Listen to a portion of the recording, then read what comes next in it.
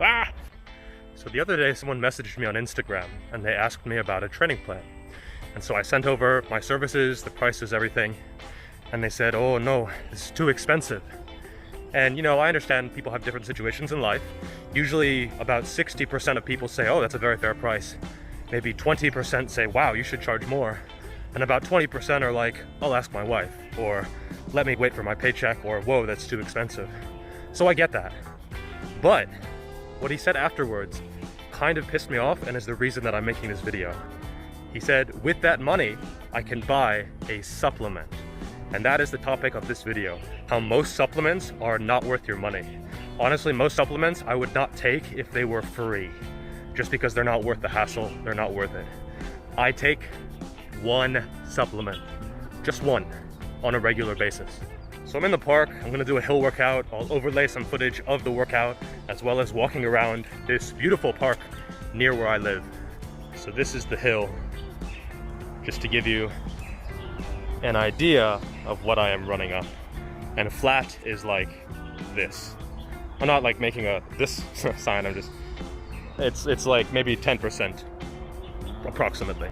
So I'll probably film this video during the recovery walk back downs. So if I seem out of breath, it's because I'm out of breath. All right, so let's pretend you have a certain budget that you have to work with every month. Now, first is gonna come your necessities. This is going to be tier 1. So this is gonna be your food, your shelter, water, the gym. Notice I put that last. It's not that important, but it's still important for muscular gains. So this is gonna be tier 1, and this is your basic stuff that you absolutely need to make progress, or at least are extremely important to make progress. This should be your primary investment. Take care of these before anything else. Now, keep in mind that none of these tiers include anabolic steroids. If something is banned by WADA, World Anti-Doping Association, it doesn't count. It's not on this list. And most of the highly effective compounds are going to be banned. If something is legal, it's probably crap. Think about it. If something was amazing, it's just going to be banned. All right, so the next tier, which is what I deal in, is knowledge. So this might be personal trainer, an online personal trainer, a training plan. This might be investing in a journal subscription. This might be reading research. A lot of this is just free, but probably the best information is going to be paid. If you want someone to really train you, they're not going to do that for free, if they're any good. If they're any good, they will have lots of demand, like I do, and they won't be able to do it for free. This is all going to do so much more than any supplement. And this is why I kind of got angry not angry at the guy, just angry at the system for allowing this to happen. For allowing people to believe that some powder is going to get you better results than learning. To me, that just isn't true. And the experience, damn, that bench came out of nowhere, smacked me right in the shin. So knowledge is really going to be paramount. This is critical to focus on. And even if you're more advanced, this is still really, really important. However, there are some supplements that are worth it. Not very many, but there are some. And I break these down into three tiers. Tier 3, 4, and 5. They aren't tier 1, 2, 3, because above that are the basics and knowledge. Those always come first. So the first supplement in this tier is going to be a multivitamin. I think this is worth investing in, just to shore up any holes you might have in your nutrition. Honestly, the studies are not very good. The research is not very partial towards multivitamins. They don't really help you avoid death, all-cause mortality. They don't really improve performance all that much, if anything. But still, they're really cheap, and I think it's worth spending that little bit of money. It's like a few cents a day. That being said, I usually don't take a multivitamin. I have them, but I might take them when I remember. So like a couple times a week. Like if I'm making a story on multivitamins, I'll be like, oh shit, I better take my multivitamin that I haven't taken in a week. Another one is going to be casein. So this is the only supplement that I use on a regular basis. It digests very slowly. It's been shown to be better than whey for muscle growth and fat loss. It helps you hit your protein numbers. It digests slowly, which I just said before, but it's really important. If something digests too quickly, like whey, it'll be converted into glucose. Like if you just pound 3 scoops of whey on an empty stomach, most of that is gonna go to Sugarville. It's gonna just be converted to glucose, and then you're not gonna use it as protein, as amino acids. So yeah, for me, it's a winner. I have it in the morning with my coffee mixed in, like a mocha, and then I have it in the evening before bed. And for me, it helps me keep lean. It's like a version of intermittent fasting where I'm not spiking my blood sugar or anything, so I'm getting a lot of the benefits of fasting, but I'm still getting in protein so I can recover and build muscle. Now, I would put whey in the same category, also tier 1, but I prefer casein.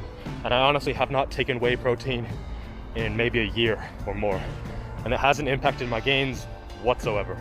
Another one is going to be fish oil that I've taken in the past. It has a lot of benefits with your joints, with inflammation prevention, your heart, your skin, a lot of benefits. But I don't take it anymore. I didn't buy it one time and then now I don't take it. Haven't really noticed much of a difference, to be honest. And then the last one would be a supplement like a meal replacement. The trouble is most are not very good. Most have a lot of sugar or a lot of artificial ingredients. My wife and I are distributors of one that is really good, but I don't want to be like two salesmen here in this. If you're interested, it's really good, just drop me a message. So yeah, that's all of tier 3, just like what, 6 supplements, 7 supplements? Not very many. Most supplements, they're just not that good. You could cut out all of those supplements and see almost no difference. They just don't make a huge impact. We're talking like all of those together might see you a couple % more progress. Maybe 5% if you're really, really optimistic. Moving on to tier 4, we have pre-workouts. Now, you want to know by far the biggest component of a pre-workout? Caffeine. Just drink tea, drink coffee, take caffeine pills if you really want to. All of those are going to be cheaper and actually healthier, because there's a lot of stuff in coffee, in green tea, that can make you healthier. Whereas a pre-workout, it's just mostly artificial crap. Sugar, a lot of stuff that you don't really need, and it's probably going to be counterproductive in the long term. Yeah, you might feel like you have an amazing workout, but in the long term, are you really going to get better from that hyped up workout? Maybe not. We also have prebiotics. Now, I see a lot of people with digestive issues that are drinking alcohol and then trying to cover that up with a prebiotic. That's just stupid. Or someone who's a celiac and is eating gluten and then trying to cover that up with a supplement. Don't be stupid. That's not going to help. It's really just covering up the problem at best. Usually not even covering it up very well. So don't be stupid, okay? Just cut the shit out of your diet that is hurting you instead of using a supplement to justify your bad behavior. Another one is ZMA. This is zinc, magnesium, aspartate, I want to say. I'll look it up, I'll put it on the screen. But it's basically zinc and magnesium. It's supposed to help you sleep. It's supposed to increase your testosterone. There have been a few okay studies, but on the whole, just take a multivitamin, honestly. That has zinc, that has magnesium. I don't think there's going to be a huge difference. So I don't think that's really worth spending a whole lot of money on. The next one is going to be curcumin. This could actually be in tier 3. It's actually pretty good. It's also an anti-inflammatory, a lot of benefits. And I haven't tried this one out personally, but this would be definitely in my top 10 if I had to choose. If I was like, you know, made out of money and could supplement whatever I want, this would be a good choice. Another one is vitamin D3. Now, this is one of those ones that if you are not deficient, it will be useless. But if you are deficient, it will be completely game-changing. So if you live somewhere where you're not getting a lot of sun, this might be worth investing in. But if you spend all day outside, you're an Australian or something, which is good, no offense to Australians, I like the lifestyle, wear suntan lotion. But you probably don't need vitamin D, just because you're already getting, by far, enough. The last one in tier 4 is going to be beta-alanine. So this one's a little bit newer. It's one of the newer ones on the list. And I'm always wary of new supplements because often you get one study which is really amazing, funded by the company, and then you see later it was useless. Or worse, it actually hurt, you know, your testosterone or hormones or whatever. So beta-alanine has a fair amount of research, but it's somewhat new. This is one that I would experiment with myself, but also keep in mind, it's not banned by WADA, so it's not going to be like completely game-changing. Now this is my favorite tier, tier 5. Not because these are good, they're not. They're absolute shite. I just like talking about these because they get me so angry, and I kind of enjoy that. I kind of enjoy rocking the boat a little bit. The first one, glutamine. Now glutamine is the most abundant amino acid in the entire body. Your body can make it. It can literally produce glutamine. It's not an essential amino acid. Your body can make the stuff. So supplementing it might be important if you're a burn victim or if you get your fucking hand chopped off. But if you're just lifting weights, the research is not very promising. The next one, raspberry ketones. Evidence is crap. Evidence is non-existent pretty much with how effective this is. Not worth it. Testosterone boosters. The only thing that's really going to increase your testosterone is testosterone, if you're injecting testosterone. Most other stuff, if it was effective, again, it would be banned. So if it is not banned, it's probably shite, okay? So if something says test booster, anywhere on that package, do not buy it, because it is a waste of money. The next one of my favorites, weight gainers. You wanna know a cheap weight gainer? Rice, chicken breasts, eggs. All of these per calorie is gonna be cheaper than some sugar-ridden crap that you buy online that is way too expensive. It's really just calories, protein, carbs, and fats. Hey, guess what? Food has that as well. Maybe just eat some food instead. Most fat loss supplements. If something says like fat loss supplement, it's probably crap. If you replace a meal, that can be effective because you're actually reducing the calories that you're taking in. If you just add something to your diet, it will do very, very, very little. Let's say you take something to stimulate your metabolism. It might burn an extra 100 or 200 calories per day. That could be like 2 mouthfuls of food. Is it worth it? Just eat less. Oh, another one, this is one of my favorites as well. Protein bars. Now, most of these protein bars, the protein isn't even quality protein. So a lot of it is just fillers that, yes, they are amino acids, yes, they are protein, but they're not actually going to be used by your body. They're not actually going to stimulate muscle protein synthesis. A lot of them also have tons of sugar alcohols, tons of really just crap in there that you don't need. Plus, a lot of them are super expensive. I looked online when doing research for this. A lot of them are like $2 or $3 per bar. Just eat food. What is wrong with us? We cannot eat food? Another one, BCAAs. So this is branched chain amino acids. It's valine, leucine, and isoleucine, which your body can't make these. They're essential amino acids, and they do trigger muscle protein synthesis. The trouble is, all of the studies on BCAAs are comparing BCAAs to nothing.